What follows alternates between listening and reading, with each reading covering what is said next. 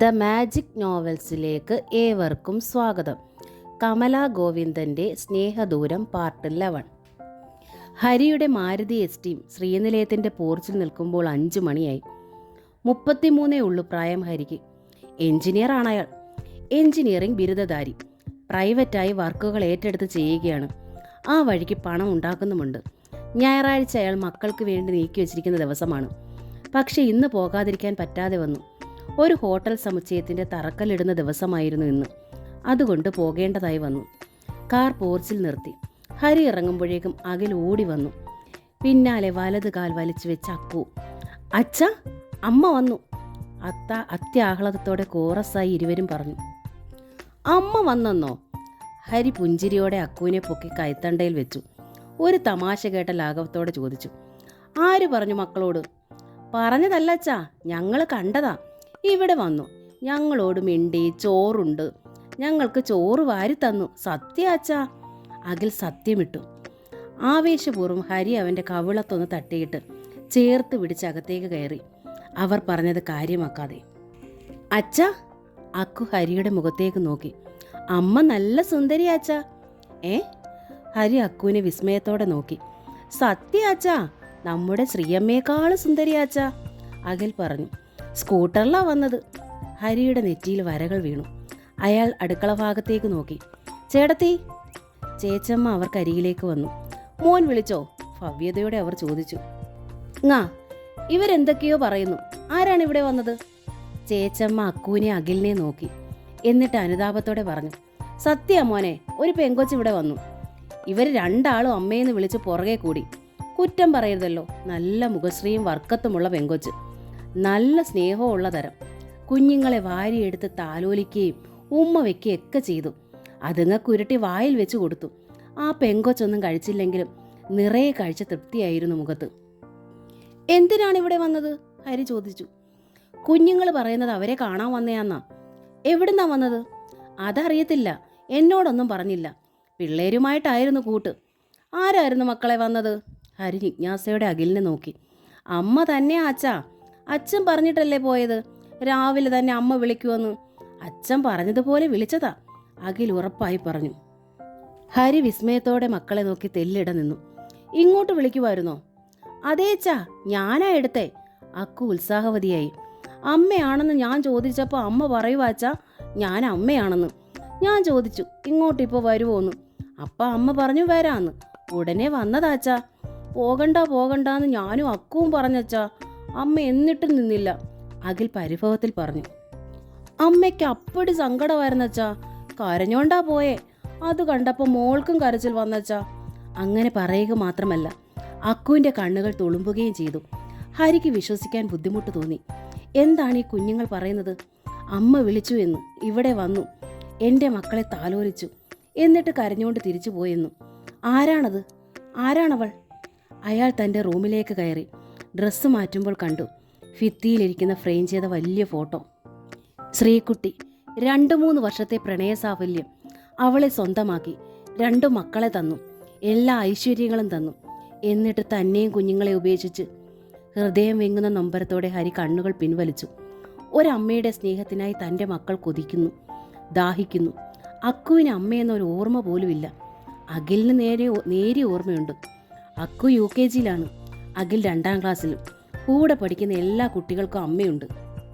അവരെ കുളിപ്പിക്കുന്നതും ഒരുക്കി വിടുന്നതും സ്കൂളിൽ കൊണ്ടുവന്നാക്കുന്നതും തിരിച്ചു കൊണ്ടുപോകുന്നതും ഒക്കെ അമ്മയാണ്. അച്ഛാ, മോൾക്കും ഒരമ്മ വേണം. ഒരു ദിവസം അക്കു പറഞ്ഞു. നേരെ അച്ഛാ, ഒരമ്മയെ വേണം. എനിക്കും അങ്ങനെ തോന്നുവാ. അഖിൽ അനിയത്തെ പിന്താങ്ങി. നമുക്ക് ഒരമ്മയെ വേടിച്ചാലോ അച്ഛാ? എല്ലാം വാങ്ങിക്കുന്നത് പോലെ കടയിൽ നിന്ന് കിട്ടുന്ന ഒന്നാണ് അമ്മയെന്ന് അവർ ധരിച്ചിട്ടുണ്ടാകും. ക്രമേണ നിർബന്ധം കൂടി വന്നു. അത് ശാഠ്യമായി, വഴക്കായി, കരച്ചിലായി. ഇല്ലാത്ത അമ്മയെ അവർ സ്നേഹിച്ചു തുടങ്ങിയിരുന്നു. ശരിയാണ്, എല്ലാവരും നിർബന്ധിക്കുന്നു ഒരാളെ കൊണ്ടുവരാൻ. ഒരു കൂട്ട് തനിക്കും വേണ്ടേയെന്ന്. 33 ആയുള്ളൂ പ്രായം. ഒരു സ്ത്രീയെ വേണ്ടെന്ന് വെക്കണോ ഈ പ്രായത്തിൽ?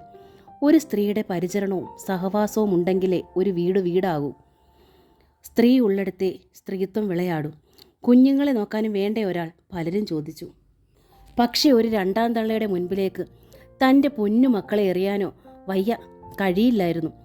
മക്കളെ സ്നേഹിക്കാൻ പറ്റുന്ന ഒരുവളെ കണ്ടെത്തണം, എങ്ങനെയും കണ്ടെത്തണം. ഉപദേശങ്ങളായി 4 വാർഡ് നിന്നു. പുനർവിവാഹമാണ്, നടക്കാൻ ബുദ്ധിമുട്ടാകും.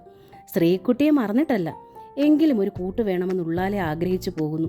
പലപ്പോഴും തിരക്ക് പിടിച്ച ജീവിതത്തിനിടയിൽ നേരിയ ഒരു കുളിര് പോലെ, ചെല്ലക്കാറ്റ് പോലെ ഒരു സാമീപ്യം.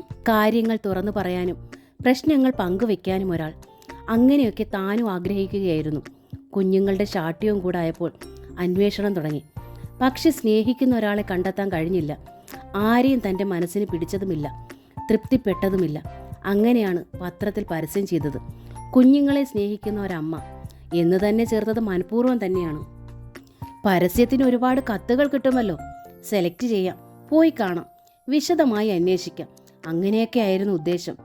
മക്കളുടെ തിടുക്കവും ആവേശവും ആകാംക്ഷയും കണ്ടപ്പോൾ സമാധാനിപ്പിക്കാനായി വെറുതെ പറഞ്ഞതാണ്. പരസ്യം കണ്ടാൽ ഉടനെ ഒരു അമ്മ ഇങ്ങ് വരുമെന്നും. നല്ല അമ്മയാണോ? അക്കു ചോദിച്ചു.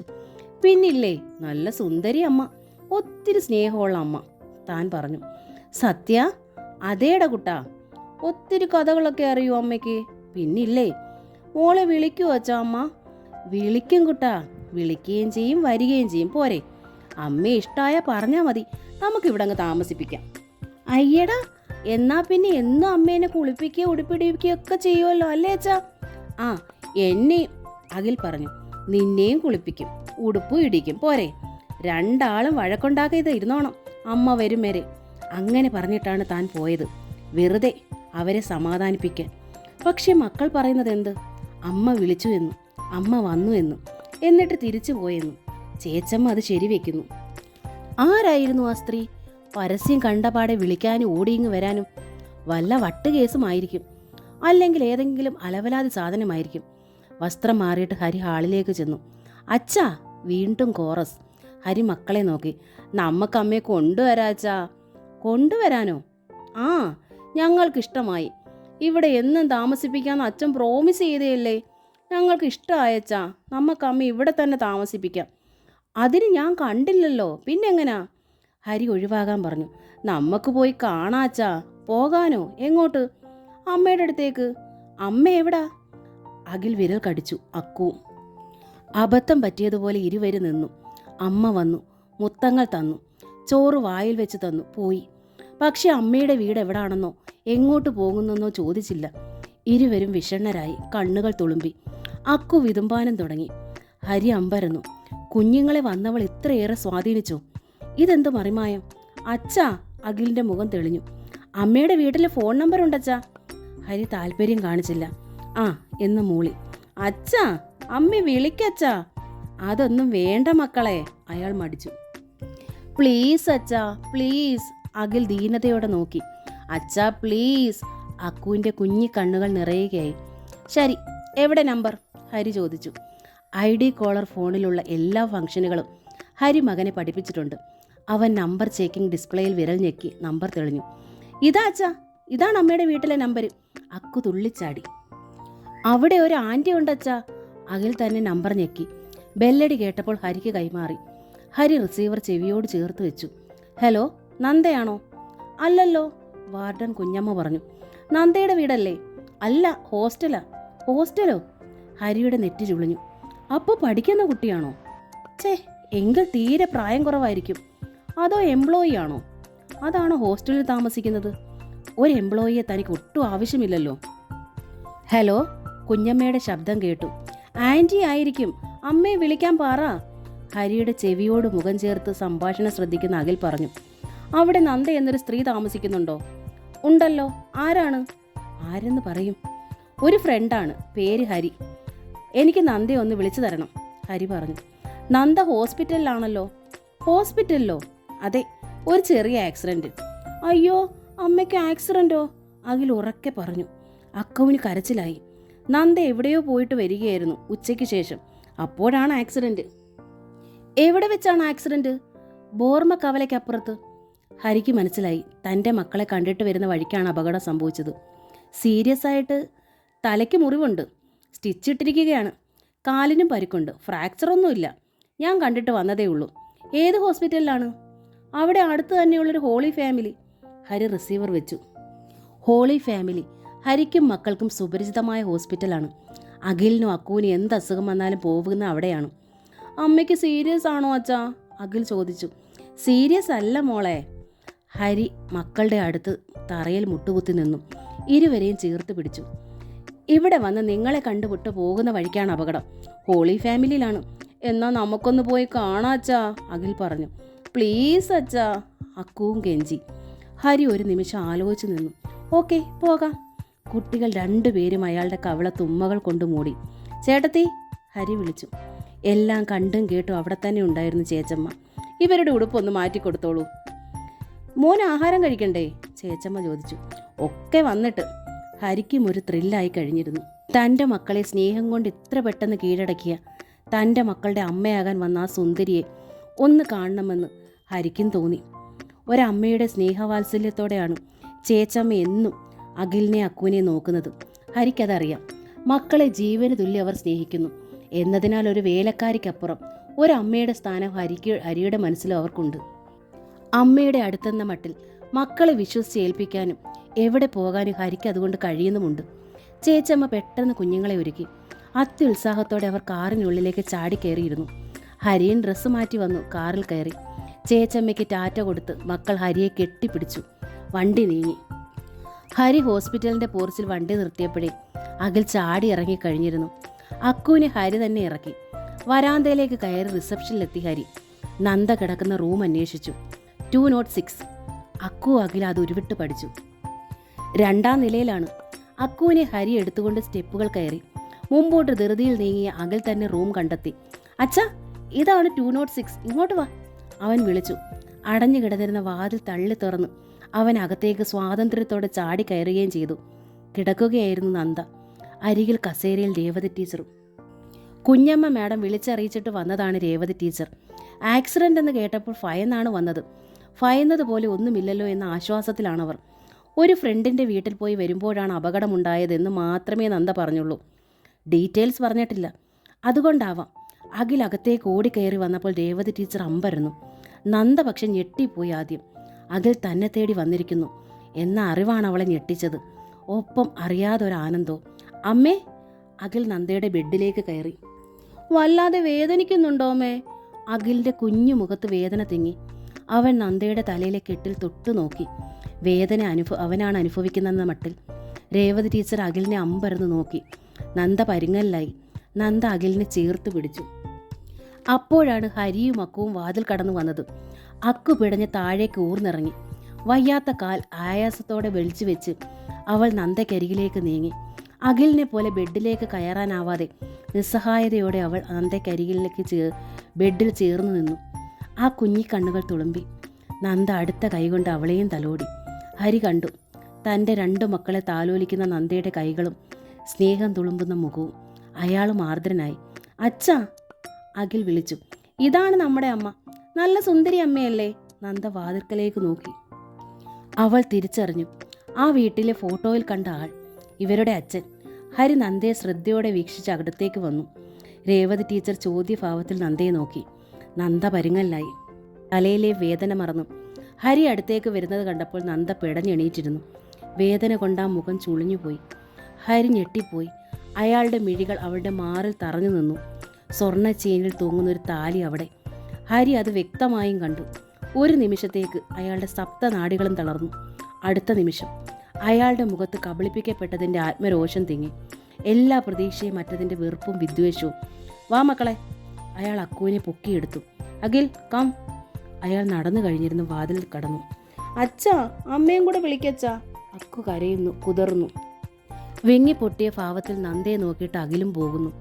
വാതിൽ കടക്കുമ്പോഴും ആ കുഞ്ഞൊന്ന് തിരിഞ്ഞു നോക്കുന്നത് കണ്ടപ്പോൾ പിടിച്ചു നിൽക്കാൻ നന്ദയ്ക്കും കഴിഞ്ഞില്ല. മുഖം പൊത്തി കരഞ്ഞുപോയി അവളും. ആർക്ക് ശല്യമാകാതെ ജീവിക്കണമെന്നാ എൻ്റെ ആഗ്രഹം, പ്രത്യേകിച്ച് അമ്മയ്ക്കും സഹോദരങ്ങൾക്കും, നന്ദ പറഞ്ഞു. അവളുടെ ശബ്ദം തീരെ താഴ്ന്നിരുന്നു. ഹരിയും അഖിലും അക്കുവും അപ്രത്യക്ഷമായി വന്നതും അവർ പെട്ടെന്ന് പോയതോടെ നന്ദയുടെ സങ്കടവും കൂട്ടി വായിച്ചപ്പോൾ ഒന്നും പിടികിട്ടാതെ മിഴിച്ചിരുന്ന രേവതി ടീച്ചറിനോടായിരുന്നു നന്ദ മനസ്സ് തുറന്നത്. ഒരു വാടക വീട് എടുക്കണമെന്ന് കരുതി. അമ്മയ്ക്ക് നേരെ കയറി വരാവുന്ന ഒരു വീട്. അവിടെ എന്നെ സ്നേഹിക്കാനും എനിക്ക് സ്നേഹിക്കാനും ഒരു കുഞ്ഞിനെ ദത്തെടുക്കാമെന്ന് കരുതി. നന്ദ പറഞ്ഞു. ദത്തെടുക്കാനോ? രേവതി ടീച്ചറിൻ്റെ നെറ്റിയിൽ ചുളിവുകളുണ്ടായി. ദത്തെടുക്കാതെ എനിക്കൊരു കുഞ്ഞിനെ കിട്ടുമോ? മുൻപോട്ടുള്ള ദിവസങ്ങൾ തള്ളി നീക്കാൻ എനിക്കൊരു ലക്ഷ്യം വേണ്ടേ അമ്മേ? നന്ദ ചോദിച്ചു. കുട്ടന് മോനുണ്ട്. ഒന്ന് തൊടാൻ പോലും അവർ രണ്ടാള് സമ്മതിക്കില്ല. മായയ്ക്ക് മോളുണ്ട്. ആ കുഞ്ഞും എനിക്ക് നിഷേധിക്കപ്പെട്ടതായി. എന്നെ ആർക്കും വേണ്ടാതായി. അതുകൊണ്ടൊരു കുഞ്ഞിനെ ദത്തെടുത്താൽ അതിനൊരു ജീവിതം കൊടുക്കാമെന്ന് കരുതി. അതെനിക്ക് ജീവിക്കാനൊരു പ്രചോദനവുമാണ്. ഒരു അനാഥാലയത്തിൽ നിന്നും ആകുന്നതാണ് നല്ലതെന്ന് തോന്നി. അപ്പോൾ ഇവിടെ വന്ന കുഞ്ഞുങ്ങൾ അനാഥാലയത്തിൽ നിന്ന് വന്നതാണോ? രേവതി ടീച്ചർ ചോദിച്ചു. അല്ല, പിന്നെ? അത് കാര്യം മനസ്സിലാകാതെ ഞാൻ ആവേശം കൊണ്ടതിൻ്റെ ഫലമാണ്. നന്ദ തീരെ താഴ്ന്ന ശബ്ദത്തിൽ പറഞ്ഞു. രാവിലെ മുതൽ തനിക്ക് സംഭവിച്ചതൊക്കെ. അതൊരു മാട്രിമോണിയൽ പരസ്യമായിരുന്നു. അത് മനസ്സിലാക്കാതെ ഞാൻ. അതൊരു മാട്രിമോണിയൽ തന്നെ ആയാലെന്താ? രേവതി ടീച്ചർ ചോദിച്ചു. ഒരു കുഞ്ഞിനെ ദത്തെടുത്ത് ഒരു സ്ത്രീ താമസിക്കുന്നതിനേക്കാൾ സംതൃപ്തി സന്തോഷം കിട്ടുക ഇതാവും നന്ദ. നന്ദ മുഖമുയർത്തി. ആ പൊടി കുഞ്ഞുങ്ങൾ അല്പനിമിഷങ്ങൾ മാത്രമേ ഞാൻ കണ്ടുള്ളൂ. എങ്കിലും അവരുടെ സ്നേഹം എന്നെ സ്പർശിച്ചു. ആയിരക്കണക്കിന് കുഞ്ഞുങ്ങളെ കണ്ടിട്ടുള്ളവളാണ് ഞാൻ. എനിക്ക് മനസ്സിലാകും ഉള്ളിൽ തട്ടിയാണോ കുഞ്ഞുങ്ങൾ നിന്നെ അമ്മയെന്ന് വിളിച്ചതെന്ന്.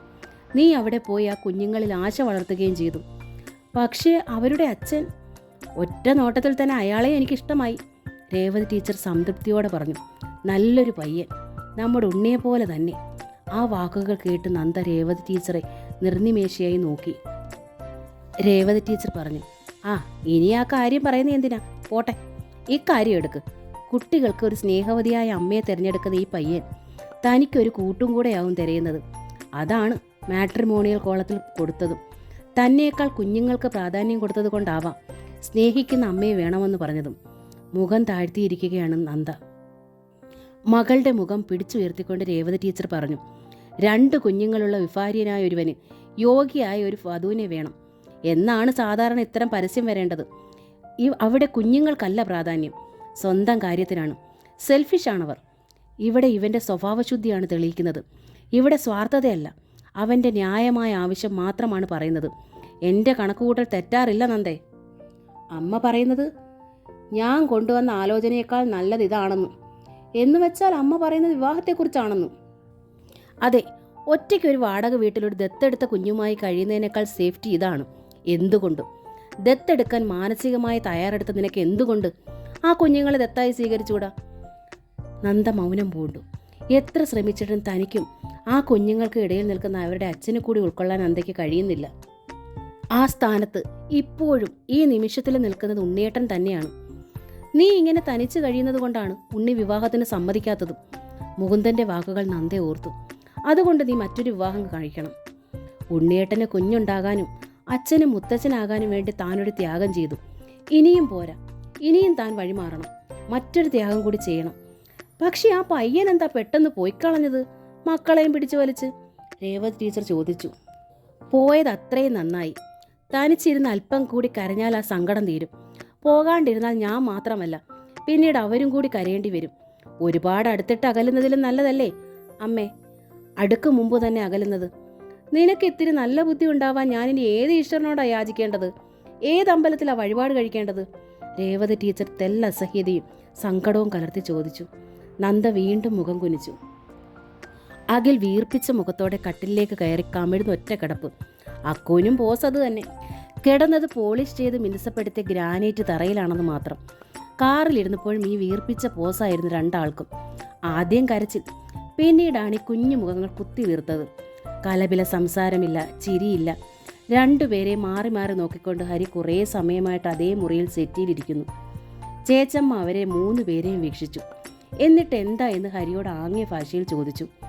ഒന്നുമില്ല എന്ന് അയാൾ തോൾ ചലിപ്പിച്ചു. എന്നിട്ട് പറഞ്ഞു, ചേട്ടത്തി, ഫ്രിഡ്ജിൽ നിന്ന് 2 ഐസ്ക്രീമിങ് എടുത്തേ. എനിക്ക് വേണ്ട. അക്കു മുഖം തിരിച്ചു. എനിക്കും വേണ്ട. അഖിലും പറഞ്ഞു. അയ്യേ, എനിക്കും ചേട്ടത്തിക്കും കഴിക്കാനായിരുന്നു ഐസ്ക്രീം അല്ലേ ചേട്ടത്തി? ഹരി പറഞ്ഞു. ആ അതെ. അവർ തലയാട്ടി. ചേച്ചമ്മച്ചിയോട് കൂട്ടുവെട്ടി. ചാടി എണീറ്റിരുന്ന അഖിൽ കൂട്ടുവെട്ടുന്ന ആംഗ്യം കാട്ടി മുഖം കൂടുതൽ വീർപ്പിച്ചു. ഞാനും കൂട്ടുവെട്ടി. അക്കു ആയാസപ്പെട്ട് എഴുന്നേറ്റിരുന്നുകൊണ്ട് പറഞ്ഞു. ചേച്ചമ്മ അത് പ്രതീക്ഷിച്ചില്ല. അനുതാപത്തോടെ അക്കുവിൻ്റെ അടുത്തിരുന്നുകൊണ്ട് ചേച്ചമ്മ അടക്കത്തിൽ പറഞ്ഞു.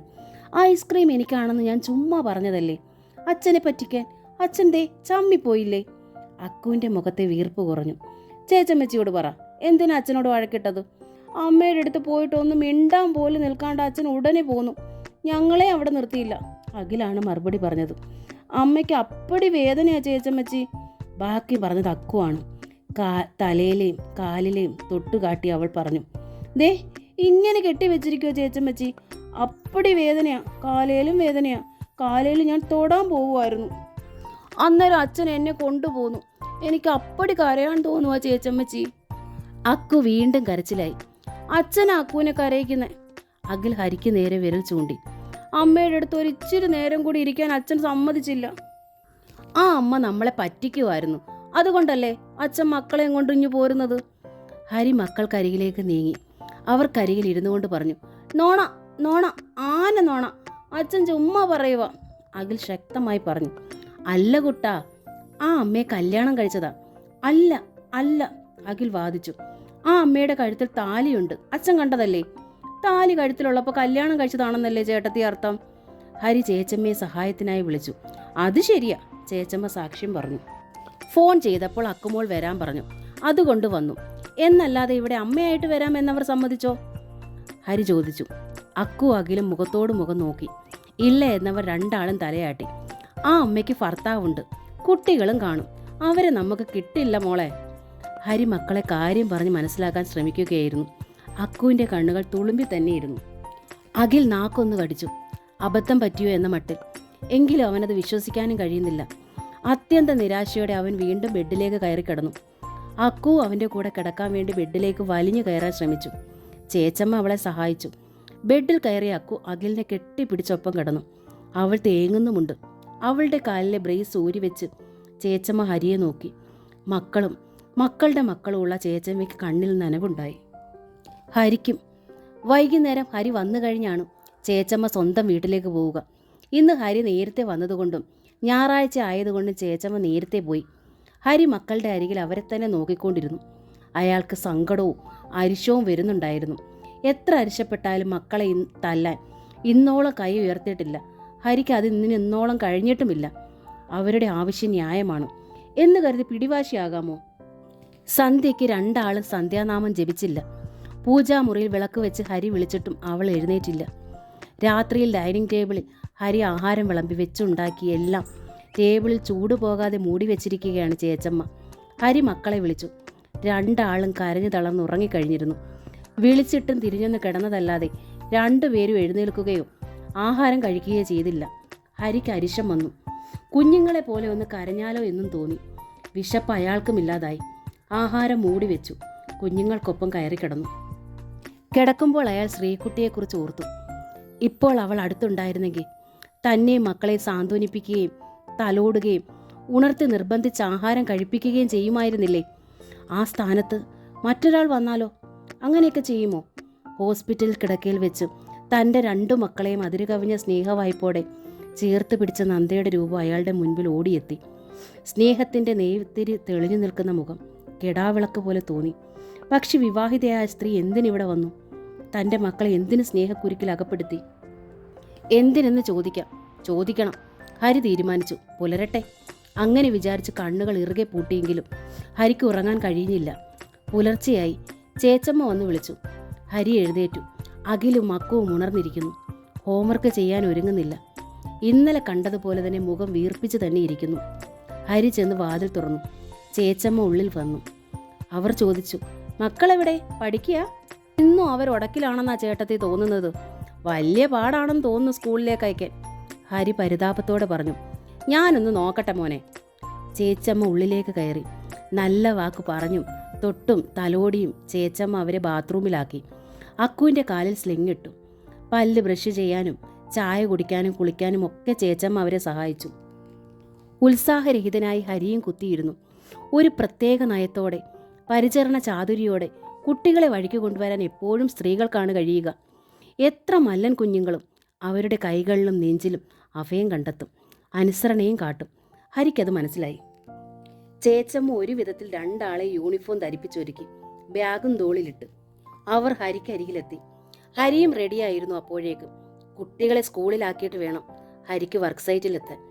ഉത്സാഹരഹിതരായി തന്നെ അവർ കാറിനുള്ളിൽ കയറിയിരുന്നു.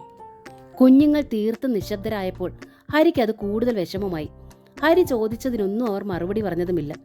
സ്കൂൾ ഗേറ്റിങ്കൽ വണ്ടി നിർത്തിയിട്ട് ഹരി മക്കളെ രണ്ടുപേരെയും ചേർത്ത് പിടിച്ച് ചോദിച്ചു, എന്താടാ മക്കളെ നിങ്ങളിങ്ങനെ? അച്ഛനെ വിഷമിപ്പിക്കാനാ? അഖിൽ അക്കുവിനെ നോക്കി. അവൾ പതുക്കെ ചോദിച്ചു, അമ്മയെ കാണാൻ നമുക്ക് ഒന്നുകൂടെ പോകാച്ചാ? ഹരി വിഷമത്തിലായി. ആ അമ്മയ്ക്ക് ഭർത്താവ് ഉണ്ടെന്ന് ഞാൻ പറഞ്ഞില്ലേ മുത്തേ?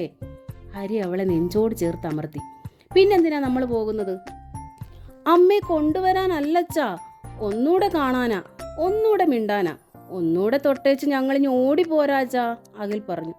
ഞങ്ങളിങ്ങ് ഓടിപ്പോന്നോളാച്ചാ, സത്യമായിട്ടും, അക്കുവും പറഞ്ഞു. പാടില്ല മക്കളെ. ഹരി അവരുടെ രണ്ടുപേരുടെ മുഖത്ത് മാറി മാറി ഉമ്മ വെച്ചു. ഒന്നുകൂടെ കാണുമ്പോൾ ഇനിയും കാണണമെന്ന് മക്കൾക്ക് തോന്നും. ഇന്ന് കാണാണ്ടിരുന്നാൽ പിന്നെ അങ്ങനെ തോന്നിയേയില്ല. നമുക്ക് ദൈവത്തോട് പ്രാർത്ഥിക്കാം, നമുക്ക് വേറെ ഒരു നല്ല അമ്മയെ കൊണ്ടുവന്ന് തരണേന്ന്. അഖിലിൻ്റെ അക്കുവിൻ്റെയും മുഖം കൂടുതൽ മങ്ങി, കുഞ്ഞിക്കണ്ണുകൾ നിറഞ്ഞു.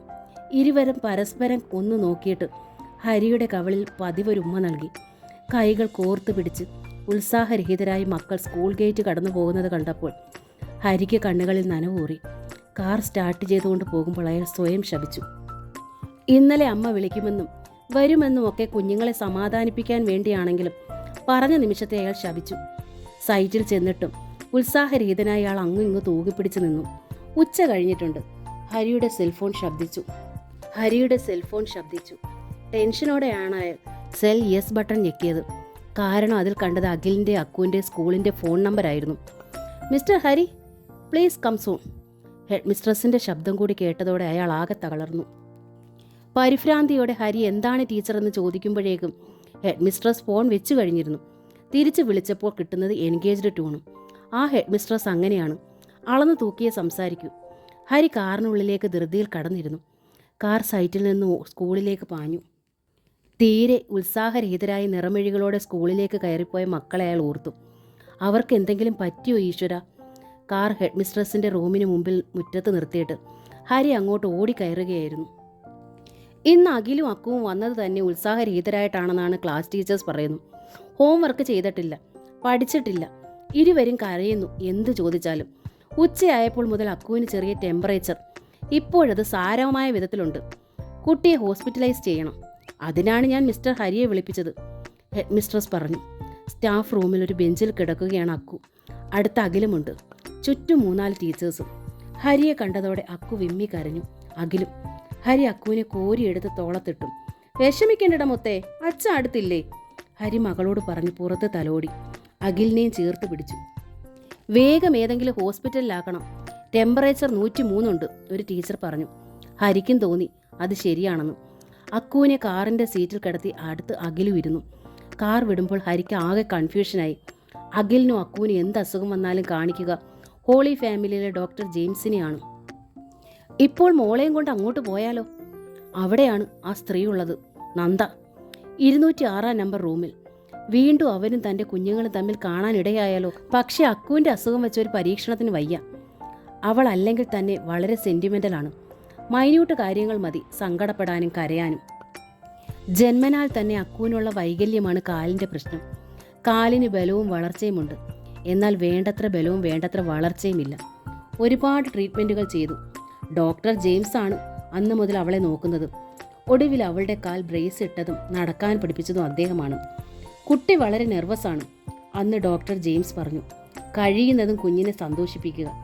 കഴിയുന്നതും അവളെ സന്തോഷിപ്പിക്കാനുള്ളതേ ഇന്നോളം ചെയ്തിട്ടുള്ളൂ. ഒരു 2ാം വിവാഹത്തിന് തയ്യാറായതിൻ്റെ പിന്നിലെ ആദ്യ ഘടകം അക്കുമോൾ തന്നെയാണ്. അവളുടെ സങ്കടം, കാലിൻ്റെ വൈകല്യം. ഒരു പെൺകുട്ടിയായ അവൾക്ക് തീർച്ചയായും ഒരമ്മയുടെ സാമീപ്യം അത്യാവശ്യമാണ്, ഭാവിയിലെങ്കിലും. അങ്ങനെയൊക്കെ കരുതിയാണ് ആ പരസ്യത്തിന് തയ്യാറായത്. പക്ഷേ ഇങ്ങനെയൊക്കെ വരുമെന്ന് തെല്ലും കരുതിയില്ല. മറ്റേതൊരു ഡോക്ടറേക്കാൾ ഹരിക്ക് തൻ്റെ കുഞ്ഞുങ്ങളുടെ കാര്യത്തിൽ ഡോക്ടർ ജെയിംസിനെ തന്നെയാണ് വിശ്വാസം. അതുകൊണ്ട് അങ്ങോട്ട് തന്നെ പോയേക്കാം. ഹരി കാർ ഹോളി ഫാമിലിയിലേക്ക് വിട്ടു. ഹോളി ഫാമിലിയുടെ ഗേറ്റ് കടന്ന് കാർ മുറ്റത്ത് നിൽക്കുമ്പോൾ അതിൽ തലയുയർത്തി. പെട്ടെന്ന് അവൻ ഉത്സാഹവാനായി. നമ്മൾ അമ്മയെ കാണാൻ വന്നതാണോ അച്ഛാ? അവൻ ചോദിച്ചു. അല്ല, ഡോക്ടറെ കാണാൻ. അക്കുമോൾക്ക് പനിയല്ലേ? ഹരി പറഞ്ഞു. അക്കു ഉറങ്ങുകയാണ്. അവളെ എടുത്ത് തോളിലിട്ട് ഡോക്ടർ ജെയിംസിൻ്റെ ഡ്യൂട്ടി റൂമിലേക്ക് ഹരി നീങ്ങുമ്പോൾ അഖിലൊന്നു നിന്നു. മുകളിലേക്കുള്ള ഗോവണി കണ്ടിട്ടായിരുന്നു ആ നിൽപ്പ്. ആ ഗോവണി കയറി ചെന്നാൽ 206 നമ്പർ റൂമിൽ അമ്മയുണ്ട്. വരൂ കുട്ടാ. അവൻ്റെ ലക്ഷ്യം മനസ്സിലാക്കിയെങ്കിലും ഹരി അത് കണ്ടില്ല മട്ടിൽ അഖിലിനെ പിടിച്ചുകൊണ്ട് മുന്നോട്ട് നടന്നു. ഡോക്ടറെ കണ്ടു. പരിശോധന പൂർത്തിയാക്കിയപ്പോൾ ഡോക്ടർ ജെയിംസ് ചോദിച്ചു, എന്തു പറ്റി മോൾക്ക്? എന്തോ പ്രശ്നമുണ്ടല്ലോ. വല്ലാത്ത ഷോക്ക്ഡാണല്ലോ മെന്റലി. ഹരി വിളറി. പറയൂ ഹരി, എന്തുണ്ടായി? രോഗകാരണം അറിയാതെ എങ്ങനെയാണ് ട്രീറ്റ് ചെയ്യുക? മറ്റ് അസുഖങ്ങളൊന്നുമില്ല. ഇന്നലെയോ മെനഞ്ഞാന്നോ ആരംഭിച്ചതുമല്ല. പെട്ടെന്ന് ടെമ്പറേച്ചർ വർദ്ധിച്ചതാണ്. അത് അങ്ങനെ തന്നെ നിൽക്കുന്നു. കുട്ടിക്ക് മയക്കവും. പറയൂ, എന്തുണ്ടായി? ഏറ്റവും ചുരുങ്ങിയ വാക്കുകളിൽ ഹരി നന്ദയെക്കുറിച്ച് പറഞ്ഞു. ആ സ്ത്രീ ഇവിടെ തന്നെ ഉണ്ട് എന്നത് മറച്ചു വെക്കുകയും ചെയ്തു. അതാണ് പ്രശ്നം. കുട്ടി അത് വല്ലാതെ ഫീൽ ചെയ്തിരിക്കുന്നു. അവരെ ഒന്ന് കൊണ്ടുവരാനാവില്ലേ? ഡോക്ടർ ചോദിച്ചു. ഇല്ല ഡോക്ടർ. ഇല്ലേ എന്ന അർത്ഥത്തിൽ അഖിൽ അച്ഛനെ നോക്കി. ഹരി അത് കണ്ടില്ലെന്ന് വെച്ചു. കൊണ്ടുവന്നാൽ തന്നെ അത് പ്രശ്നമാകില്ലേ ഡോക്ടർ? മോളുടെ അസുഖം ഭേദമായി കഴിഞ്ഞാൽ വീണ്ടും അവരുടെ സാമീപ്യം ആവശ്യപ്പെടില്ലേ? അത് പറ്റില്ലെന്നറിയുമ്പോൾ വീണ്ടും അസുഖം ഉണ്ടാവില്ലേ? അത് ചിലപ്പോൾ രണ്ടാൾക്കും ഉണ്ടായെന്ന് വരും. ഹരി അഖിലിനെ ചേർത്ത് പിടിച്ചു. ഹരി പറഞ്ഞത് എന്തെന്ന് ഡോക്ടർക്ക് മനസ്സിലായി. അനുതാപത്തോടെ ഡോക്ടർ പറഞ്ഞു, ഞാനൊരു സജഷൻ ചെയ്തതാണ് ഹരി. പറ്റില്ലെങ്കിൽ വേണ്ട, തൽക്കാലം അഡ്മിറ്റ് ചെയ്യാം. ഹൈ ടെമ്പറേച്ചർ ഉള്ളതല്ലേ? ആയിക്കോട്ടെ, ഹരി സമ്മതിച്ചു. 3-ാം നിലയിലാണ് അക്കുവിനുള്ള റൂം കിട്ടിയത്. മോളെ ബെഡിൽ കിടത്തി ഇഞ്ചക്ഷൻ നൽകി. ട്രിപ്പും ഇട്ടു. കുറച്ച് ഐസ് വെള്ളം കൊടുത്തിട്ട് കോട്ടനെ നൽകി. നെറ്റിയിൽ തുണി നനച്ചിടണം. ടെമ്പറേച്ചർ താഴും ഹരി. You don't worry. ഹരിയെ സമാധാനിപ്പിച്ചിട്ടാണ് ഡോക്ടർ ജെയിംസ് മുറിയിൽ നിന്ന് പോയത്. അക്കു അപ്പോഴും മയങ്ങുകയാണ്. കോട്ടൺ ഐസ് വാട്ടറിൽ മുക്കിൽ അവളുടെ നെറ്റിയിലിട്ടു. ചൂടിൻ്റെ കൂടുതൽ കൊണ്ടോ കോട്ടൺ പെട്ടെന്നുണങ്ങി. ഹരി വീണ്ടും വീണ്ടും അത് നനച്ചിട്ടു. അഖിൽ അയാളോട് ചേർന്ന് നിന്നു. കുറച്ച് കഴിഞ്ഞപ്പോൾ അവൻ അക്കുവിൻ്റെ ബെഡിലേക്ക് കയറി തൂങ്ങി പിടിച്ചിരിപ്പായി.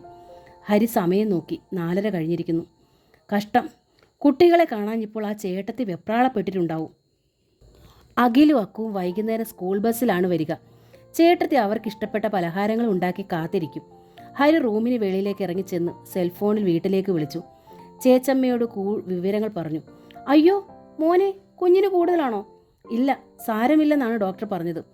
അതുങ്ങൾ വല്ലതും കഴിച്ചോ? ഇല്ല.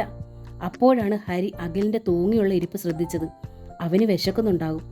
ഞാൻ വൈകുന്നേരം എത്തും. ഞങ്ങൾക്കുള്ള ആഹാരം കാസറോളിൽ വെച്ചേക്ക്. ഞാൻ ഇങ്ങോട്ട് കൊണ്ടുപോന്നോളാം. ഇപ്പോൾ കൊച്ചുങ്ങൾക്ക് വിശക്കുന്നതിന് എന്തെങ്കിലും മേടിച്ചു കൊടുക്കണേ കുഞ്ഞേ, ചേട്ടത്തി പറഞ്ഞു.